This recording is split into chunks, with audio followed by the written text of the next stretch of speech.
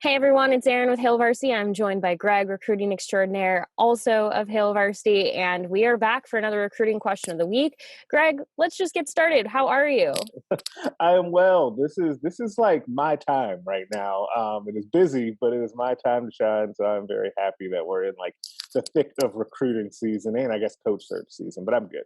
Yeah, we're about we are 9 days. If you're watching this when this video is released from the early signing period, obviously a lot potentially to come, but also as we've talked about in these videos, there's probably going to be plenty more that comes once we get past the early signing period, especially without knowing exactly what Nebraska's offensive staff fully looks like. Since our last video, Nebraska has hired Mickey Joseph as the wide receivers coach, passing game coordinator, I should say, an associate head coach. So that was a big hire. That's definitely something that can help on the recruiting trail, but we are still waiting for word on an offensive coordinator. And then from there, we don't know what it's going to look like. We don't know who they might hire for quarterback, offensive line. Obviously, we know special teams is a potential option for a coach, but there aren't enough available spots to hire for every single one of those positions. So Right. we're still kind of waiting. But because one of those spots is quarterback, let's put our let's put our focus there. This question comes from Dustin this week on Twitter. He asked Greg, when is Scott Frost going to offer a portal quarterback, and who do you think it will be? Now, Greg, the portal has been blowing up the last week. There are a lot of quarterbacks that have gone into the portal, including one of Nebraska's. Adrian Martinez has gone into the portal. So there are a lot of quarterbacks in the portal right now. What are we looking at here? Yeah, I think that one of the things that you mentioned, kind of as we were leading into this, is the thing or the reason why you haven't seen a quarterback from the portal that is a mouthful and a tongue twister that has been offered yet. I think that Nebraska, and it makes sense that Nebraska would wait until they have an offensive coordinator slash quarterbacks coach, whichever way that ends up going, before they make final decisions on offering portal quarterbacks because what ends up happening, and we've seen a little bit of movement with quarterbacks, but I feel like the same way that we see quarterbacks in normal recruiting commit earlier and earlier, we see the same thing with portal quarterbacks. Like they go into the portal, and if you're a pretty good quarterback, you generally don't last very long in the portal. You see those guys taking visits right away. We've seen a number of those guys that have already been in the portal from last week, already took official visits or at least unofficial visits this past weekend. Nebraska did not host a quarterback this past weekend. They hosted all defensive players, which is no surprise given that they don't have most of their offensive staff filled out. But I think that that's what we're waiting for, even as I know it's the most important position, and I know that people are waiting because we didn't just get that question from Dustin. It came from a number of people. Yeah, people are really interested in the whole quarterback piece because with the departure of Adrian Martinez, you're looking at a room that doesn't have a whole lot of experience. Logan Smothers got a little bit of experience this fall, but mostly in garbage time. Outside of that Iowa game, he doesn't have a ton of experience yet. Obviously, Heinrich Harburg does not. Richard Torres is going to be coming in without any collegiate experience, and he's also going Right. to be recovering from an injury.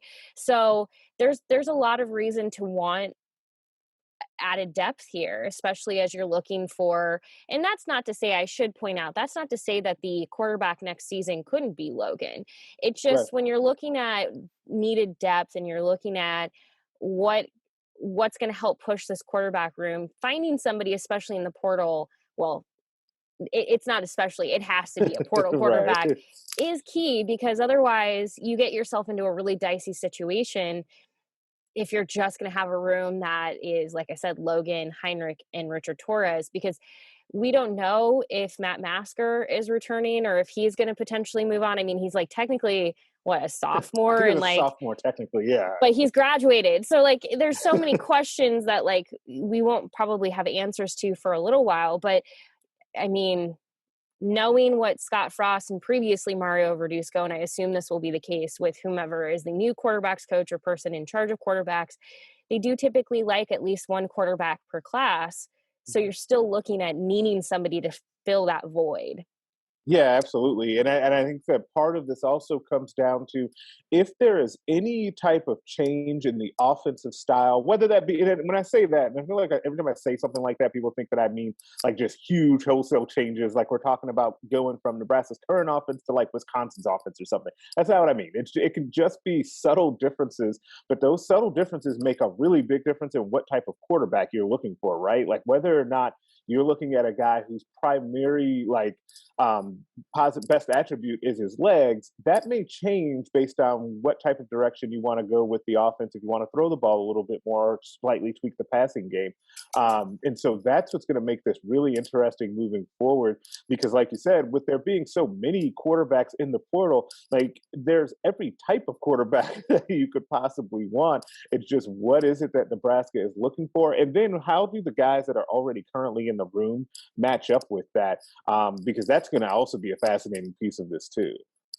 I do think the Mickey Joseph hire is really interesting in the quarterback discussion, mostly because if you are a quarterback in the portal trying to understand how you might be utilized, we know that Mickey Joseph has developed some incredible receivers in his Yeah, time. We know what Sean Beckton has done with the tight end room at Nebraska. So there's a lot of reason to believe that you'll have there's at least a standard set with these coaches that you could have some pretty solid people to throw the ball to. So that is a positive for right now. But um, unfortunately, Nebraska's sort of in a waiting game until you have that offensive coordinator in place and you know what it's going to look like and who's going to be in charge of the quarterbacks. It does kind of sit that's the hard part. So everyone knows. I mean, like Greg just said, people when they go quarterbacks, especially good quarterbacks, when they go into the portal, they don't stay long. They get out of the portal pretty quickly. Nebraska, unfortunately, is not really in a position to offer too many people just yet, or they can, but those players are probably not going to be as interested without really knowing what right. what they're going to get themselves into. So it is a tough spot right now for Nebraska because you don't really what can you tell them right now. I do think the Mickey Joseph piece adds a layer to help, but it's still pretty unsettled at this time. Yeah, it's much different than what we've seen so far with Nebraska's portal offers, right? Where they've offered a couple of really good receivers. Really good receivers can play in any offense, right? A couple of good offensive linemen, and those guys like the schemes could change potentially, but at the end of the day, like that's still pretty similar. You're still a C person, block person, right?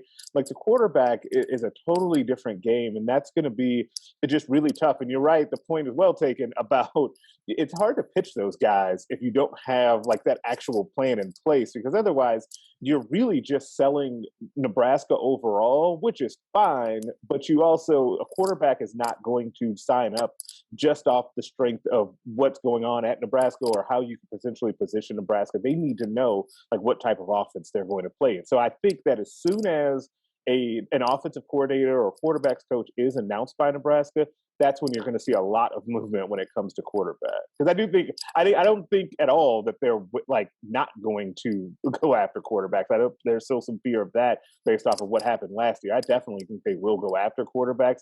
They just have to wait until other pieces are in place. So with that said, Dustin, to the second part of your question of who that quarterback will be, I think you're going to have to kind of wait a little bit, not because we could just offer you names of quarterbacks who've gone into the Yeah. portal, but really again, none of them are going to be certain until we know the type of offense that this offensive coordinator is going to run. Obviously, that's putting a lot of faith in the fact that Frost has said he's taking a step back. He's going to step into that CEO role. He's going to leave the offense to the offensive coordinator. So we sort of at this moment have to operate under the assumption that this offense will be designed on this offensive coordinator's wishes. So until then, it's hard to say from this name of quarterbacks, who do you think it will be? Because we're missing a key fundamental piece to be able to kind of make that guess. So you're going to have to stick with us, which is great. If you want more on this particular topic, which quarterbacks is a hot topic with so many of you, you can head to the recruiting notebook tonight, 6 p.m. Central at hailvarsity.com.